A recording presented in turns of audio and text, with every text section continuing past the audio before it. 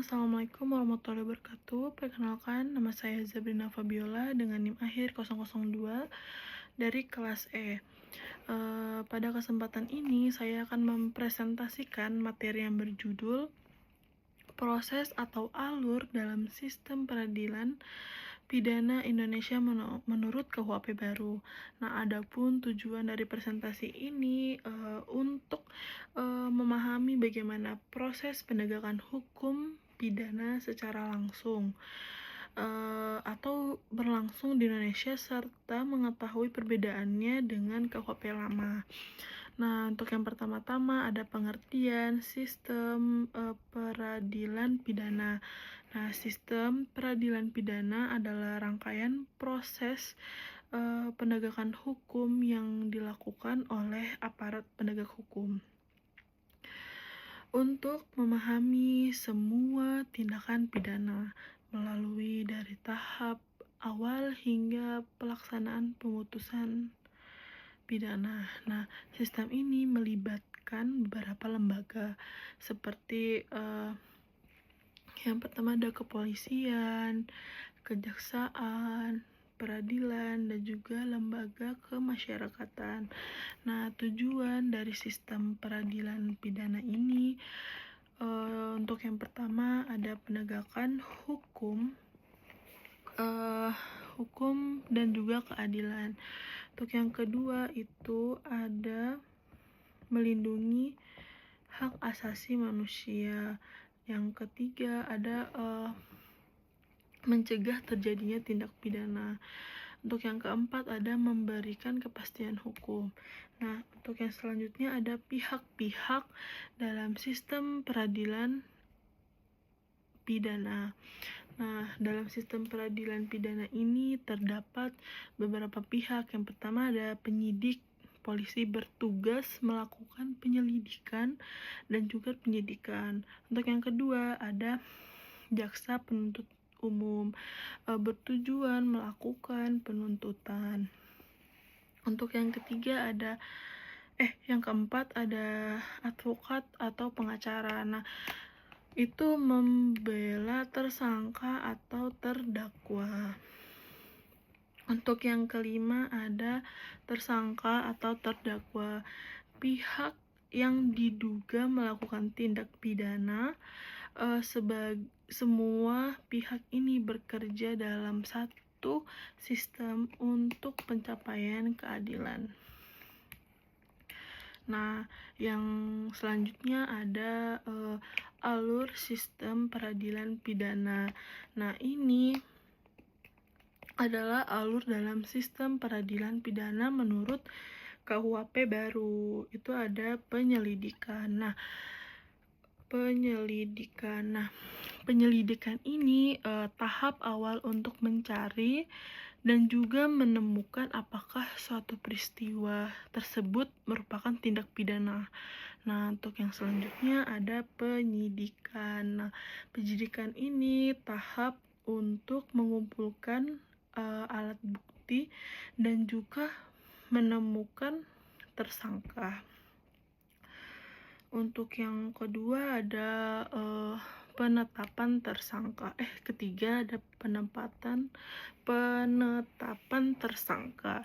Nah, seseorang yang ditetapkan tersangka berdasarkan minimal 2 alat bukti. Selanjutnya ada penangkapan dan juga penahanan.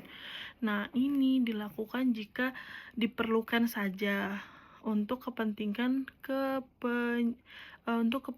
penyidikan. Untuk yang kelima ada pelimpah berkas kejaksaan. Nah, berkas perkara yang diserahkan ke jaksa penuntut umum. Untuk yang selanjutnya ada penuntutan. Nah, penuntutan ini jaksa membawa perkara ke pengadilan. Terus yang ketujuh ada persidangan. Nah, proses pemeriksaan di pengadilan, memeriksa saksi dan juga alat bukti. Untuk selanjutnya ada putusan hakim. Nah, putusan hakim ini memutus bersalah atau tidaknya terdakwa. Untuk yang kesembilan ada upaya hukum, bisa berupa banding, kasasi, dan juga peninjauan kembali. Nah, itu untuk upaya hukum itu ada 3 yang tadi saya sebutkan. Terus yang ke-10 ada eksekusi. Nah, pelaksanaan pemutusan pengadilan. Terus yang selanjutnya ada bagan. Kan di tugas itu kan disuruh menampilkan bagan. Bagannya cukup saya jadikan seperti ini aja. Nah, bagan ini diawali dengan penyelidikan, penyidik, tersangka, penahanan, penuntutan, dan juga persidangan, putusan, dan eksekusi. Nah, itu kan tadi kan wajib dipaparkan. Terus ini saya sudah buat ini bagannya. Tapi kalau di yang saya buat itu bagannya yang pertama ada penyelidikan, penyidikan, terus ada penetapan tersangka, penangkapan dan juga penahanan, pelimpahan ke jaksa, terus penuntutan, persidangan, putusan hakim, upaya hukum, dan juga eksekusi. Tapi di bagian saya itu cuma ada ini yang saya buat ini guys. Terus selanjutnya ada perbedaan KUHP lama dan juga KUHP baru. Nah, terdapat beberapa perbedaan antara KUHP lama dan juga KUHP baru, yaitu selanjutnya kita akan menjelaskan tentang perbedaan KUHP lama dan juga KUHP baru. Untuk KUHP baru ini diberlakukan di Indonesia sejak masa penjajahan dan tetap digunakan setelah kemerdekaan. Oleh karena itu, substansinya masih mencerminkan kepentingan dan juga nilai hukum kolonial. Untuk KUHP baru itu baru diatur dalam Undang-Undang Nomor 1 Tahun 2023 tentang Kitab Undang-Undang Hukum Pidana yang merupakan hasil pembaruan hukum pidana nasional. Nah, KUHP ini disusun berdasarkan nilai-nilai Pancasila, Undang-Undang Dasar 1945, serta perkembangan hukum modern. Untuk yang kedua ada filosofi dan tujuan pemindaan. Nah, untuk KUHP lama itu menganut pendekatan dan menitik beratkan pada pembalasan retributif, artinya pelaku tindak pidana dihukum sebagai bentuk balasan atas perbuatannya. Sedangkan KUHP baru itu menggunakan pendekatan yang lebih luas, yaitu pembinaan pelaku, melindungi korban, dan juga pemulihan keseimbangan dalam masyarakat. Dengan demikian, KUHP baru tidak hanya berorientasi pada hukum atau hukuman, tetapi juga pada keadilan yang lebih manusiawi dan berimbang. Untuk yang ketiga ada jenis-jenis pidana. Nah, untuk KUHP lama ini jenis pidana relatif terbatas, yaitu pidana mati, pidana penjara, pidana kurungan, dan juga pidana denda. Sedangkan KUHP baru itu jenis pidana yang lebih beragam dan juga fleksibel. Yang pertama ada pidana pengawasan, pidana kerja sosial, dan juga pidana denda sebagai sistem kategori. Untuk selain itu juga pidana mati dalam KUHP berupa bersifat alternatif dan juga bersyarat, hingga tidak selalu langsung dilaksanakan. Terus yang keempat, subjek hukum pidana. Nah, untuk KUHP lama ini hanya mengenal individu atau orang, sebagai pelaku tindak pidana. Sedangkan yang baru mengakui bahwa koperasi perusahaan juga dapat menjadi pelaku tindak pidana. Hal ini penting karena kejahatan modern dilakukan oleh badan usaha. Untuk yang kelima ada peraturan tindak pidana. Nah, untuk KUHP lama ini banyak pasal yang sudah tidak relevan dengan perkembangan zaman, belum mengakomodasi kejahatan modern secara memadai. Terus untuk KUHP barunya itu lebih lengkap dan menyesuaikan perkembangan masyarakat, mengatur berbagai tindak pidana yang lebih konseptual, memberikan perlindungan yang lebih besar terhadap kelompok rentan.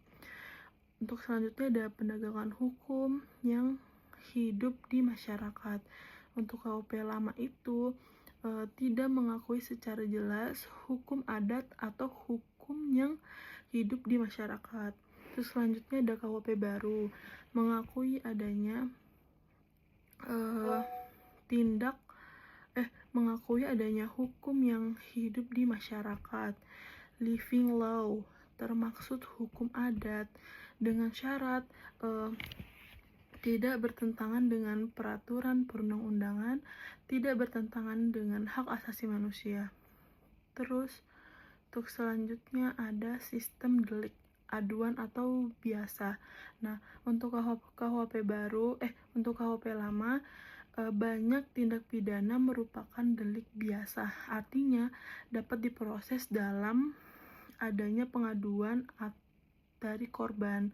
Untuk KUHP baru, beberapa tindak pidana diubah menjadi delik aduan yang hanya dapat diproses jika adanya laporan dan juga korban. Hal itu bertujuan untuk melindungi privasi korban, mengurangi kriminalisasi berlebih. Untuk yang selanjutnya ada pertanggungjawaban pidana. Nah, untuk KUHP lama itu pengaturan tentang pertanggungjawaban pidana masih sederhana dan juga terbatas.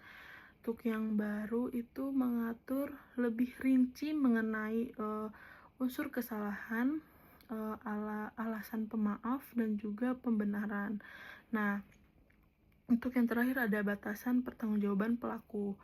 Untuk yang selanjutnya ada masa berlaku. Nah, di KUHP lama ini telah berlaku sejak masa kolonial hingga saat ini sebelum digantikan. Untuk yang baru itu tidak langsung berlaku setelah disahkan, tetapi diberikan masa transisi sekitar 3 tahun, sehingga penetapannya dilakukan secara bertahap. Nah, selanjutnya itu kesimpulan. Nah, dari kesimpulan KUHP lama berupa hukum pidana peninggalan Belanda yang bersifat terbatas, berorientasi pada penghukuman, sedangkan KUHP baru itu merupakan hasil pembaruan hukum nasional Indonesia yang lebih modern karena mengedepankan keseimbangan dan juga antara penghukuman, pembinaan pelaku, perlindungan korban, serta menyesuaikan dengan perkembangannya masyarakat. Selanjutnya kita masih ada di KUHP lama dan juga KUHP baru ya. Nah, di sini saya akan menjelaskan penjelasan yang lebih mendalam. KUHP lama. Nah, KUHP lama ini sama sih guys sama yang tadi. Nah, tadi kan kita menjelaskan tentang KUHP lama dan juga KUHP baru. Di sini saya mau menjelaskan lagi tentang alur sistem peradilan pidana di Indonesia. Nah, pengertian umumnya sistem peradilan pidana adalah keseluruhan proses penegakan hukum pidana yang melibatkan beberapa lembaga yang tadi saya sudah jelaskan. Yang tadi itu yang kepolisian, kejaksaan, pengadilan, dan juga lembaga kepemasyarakatan. Keempatnya, bekerja secara kesinambungan dalam satu sistem. Untuk yang kedua ada penyelidikan. Nah, penyelidikan ini merupakan tahap awal dalam proses peradilan pidana dilakukan oleh kepolisian. Tujuannya mencari dan menemukan suatu peristiwa yang diduga sebagai tindak pidana. Kegiatannya menerima laporan dan juga pengaduan, mengumpulkan informasi awal, observasi atau pengecekan tempat kejadian perkara.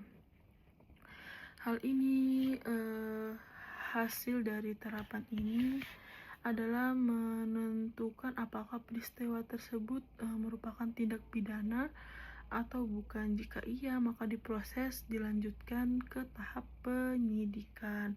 Nah, penyidikan ini adalah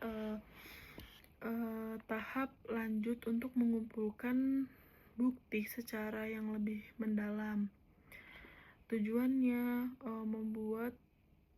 membuat terang suatu tindak pidana, menemukan dan juga menerapkan tersangka. Kegiatan utamanya pemeriksaan saksi, pengumpulan alat bukti, surat petunjuk, keterangan dan lain-lain, keterangan ahli, penangkapan dan penahanan, pengelolaan dan juga penyitaan, penggeledahan dan juga penyitaan. Dalam tahap ini berlangsung prinsip harus ada minimal 2 alat bukti yang menetapkan tersangka. Hasil akhirnya berkas perkara lengkap P21 untuk diserahkan ke jaksa. Untuk yang keempat ada tahap penuntutan. Nah, setelah berkas dinyatakan lengkap, perkara dilimpahkan ke jaksa penuntut umum. Tujuannya membawa perkara ke pengadilan untuk diperiksa dan juga diputus. Kegiatannya meneliti berkas perkara, menyusun surat dakwaan, melimpahkan perkara ke pengadilan. Jaksa berperan sebagai pihak yang mewakili negara, menuntut terdakwa berdasarkan bukti yang ada. Untuk yang kelima ada tahap pemeriksaan di pengadilan. Nah, tahap ini merupakan inti sistem peradilan pidana, dilakukan oleh hakim di pengadilan negeri. Nah, proses persidangan itu meliputi pembacaan surat terdakwa oleh jaksa, eksepsi keberatan dari terdakwa jika ada, pemeriksaan saksi-saksi, terus pemeriksaan terdakwa, pembuktian alat bukti, tuntutan jaksa,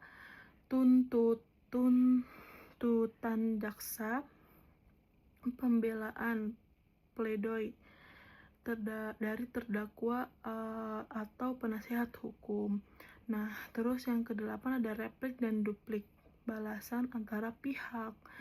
Tujuannya membantu kebenaran materi, kebenaran yang sebenar-benarnya. Untuk yang keenam itu ada tahap putusan hakim. Nah, setelah seluruh proses pembuktian selesai, hakim menjatuhkan putusan. Jenis putusannya putusan bebas, tidak terbukti, putusan lepas, perbuatan terbukti tapi bukan tindakan pidana, putusan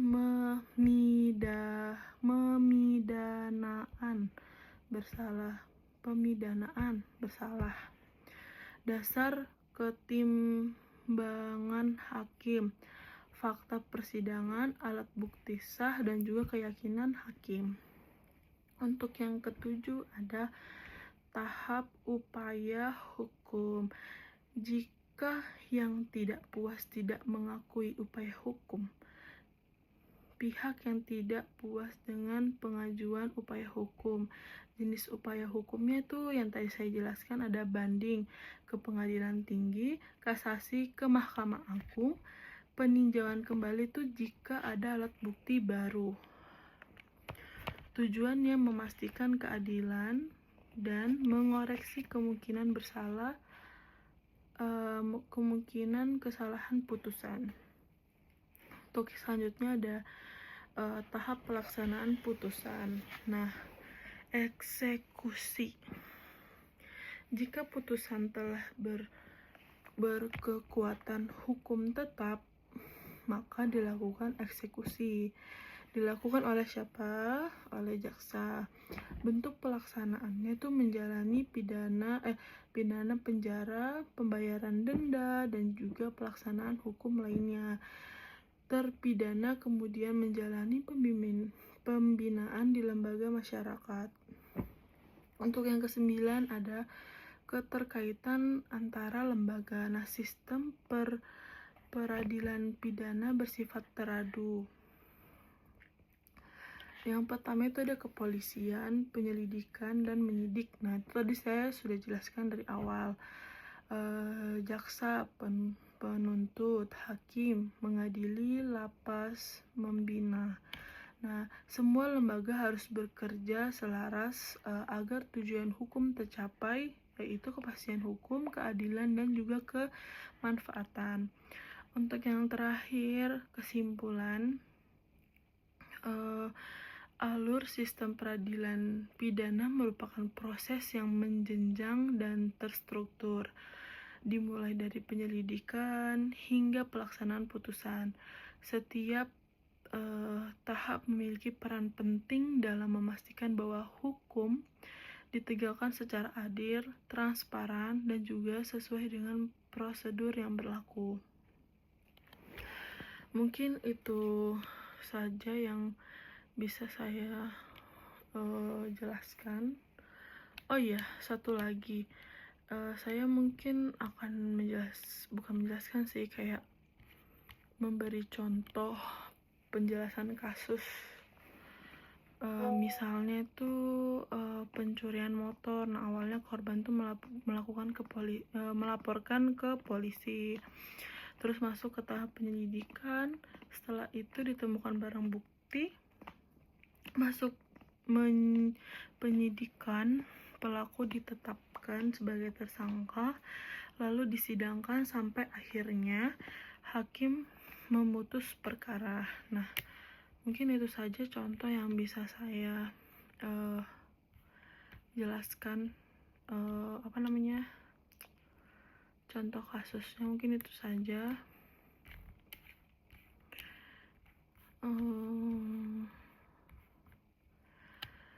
Demikian paparan yang saya bisa jelaskan mengenai proses atau alur sistem peradilan pidana di Indonesia menurut KUHP baru. Semoga materi ini dapat menambahkan pemahaman kita semua mengenai pentingnya sistem peradilan pidana yang adil dan transparan. Terima kasih atas perhatiannya. Wassalamualaikum warahmatullahi wabarakatuh.